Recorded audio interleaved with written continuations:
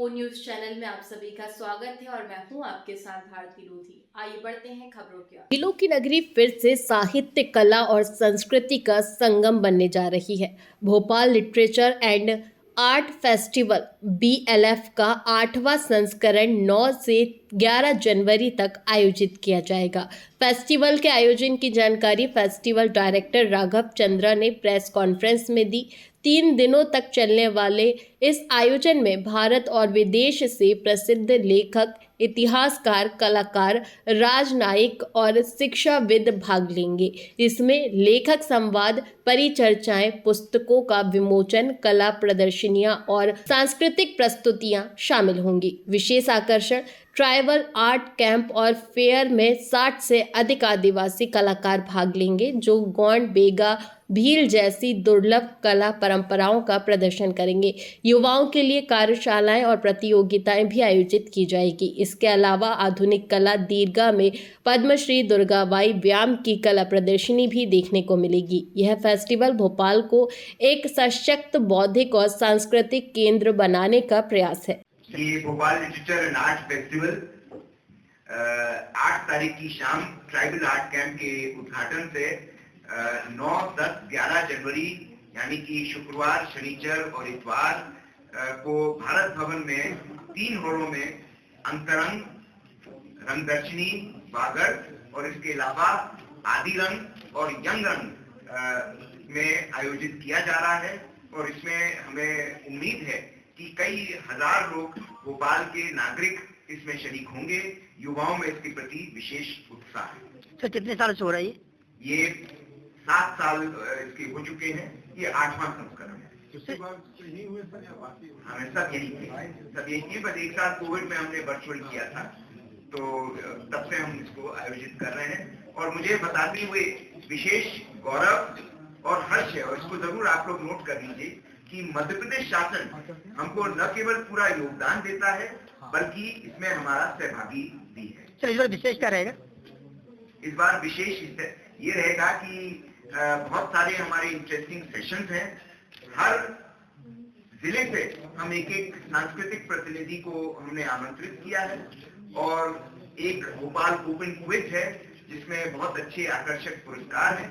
किसी भी उम्र का कोई भी व्यक्ति उस क्विज में भाग ले सकता है।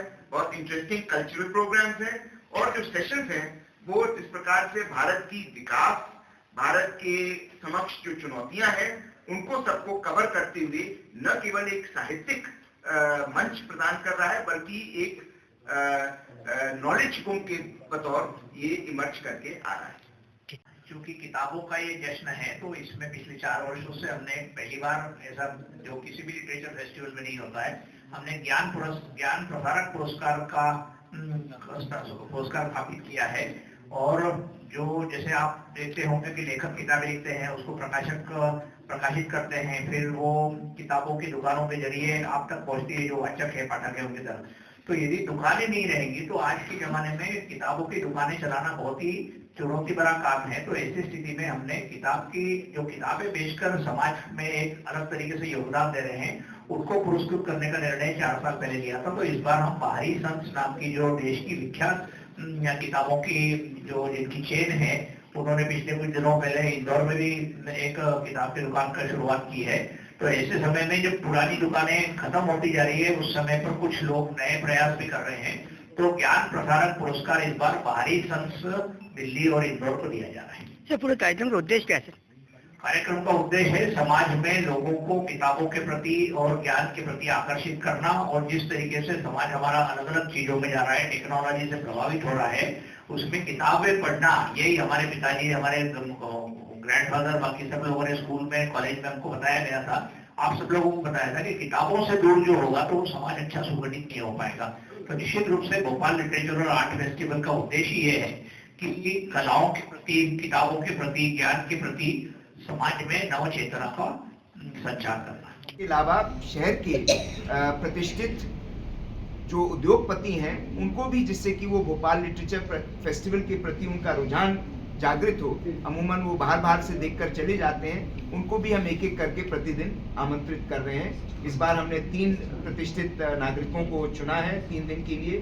संजीव अग्रवाल साहब सागर सेज ग्रुप के हैं, दूसरे दिन श्री दिलीप सूर्यवंशी जी हैं जो दिलीप बिल्डकॉन के हैं, और तीसरे दिन BS यादव साहब हैं जो IAS ग्रुप के कॉलेजेस के अध्यक्ष हैं।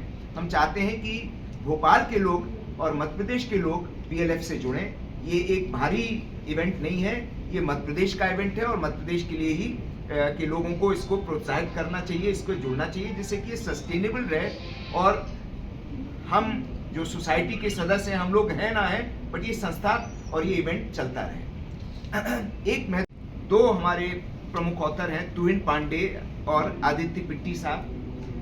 आदित्य पिट्टी साहब एक सफल एंटरप्रेन्योर भी हैं अपने आप में। तुहिन पांडे साहब एक लेखक के अलावा बहुत कुछ अन्य चीज़ें भी करते हैं। वो हमारे ब्रिगेडियर संजय अग्रवाल साहब के साथ डिस्कशन करेंगे विकसित भारत के बारे में।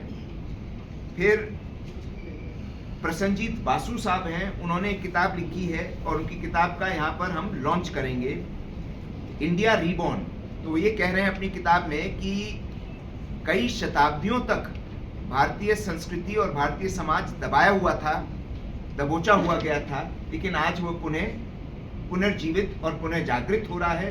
उसका उन्होंने पूरा वर्णन अपनी किताब में दिया। ये एक प्रमुख इकोनॉमिस्ट हैं, क्रेडिट स्विस और बड़ी बड़ी संस्थाओं में चीफ इकोनॉमिस्ट रहे हैं। फिर एक हमारे जो अमूमन ये रहता है कि आप लोग पूछते हैं कि कौन प्रमुख ऑथर है, तो देखिए, और मैं हमेशा यही कहता था कि ऑथर्स अपने आप में प्रमुख नहीं होते कोई, जो लिखा है और जो कंटेंट है वो महत्वपूर्ण है।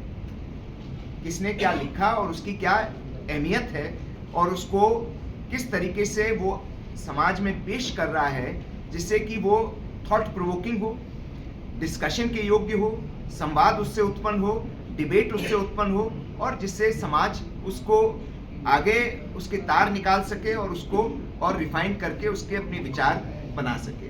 क्योंकि आइडिएशन एक बहुत महत्वपूर्ण चीज़ है। आपने एक कहानी सुन ली और आप कहानी सुनकर चले गए, वो ठीक है, अपने आप में मनोरंजक है, उसकी एक अलग अहमियत है, लेकिन अगर वो कहानी आपको आपके माइंड को एक्टिवेट कर दे और उससे कुछ और आपके थॉट्स निकल आए कि आप भी लिखना चाहें, आप उस विषय पर और गहन रिसर्च करना चाहें, आप उस पर आइडिएशन करना चाहें, इनोवेशन करना चाहें, तो वो बहुत इम्पोर्टेंट है।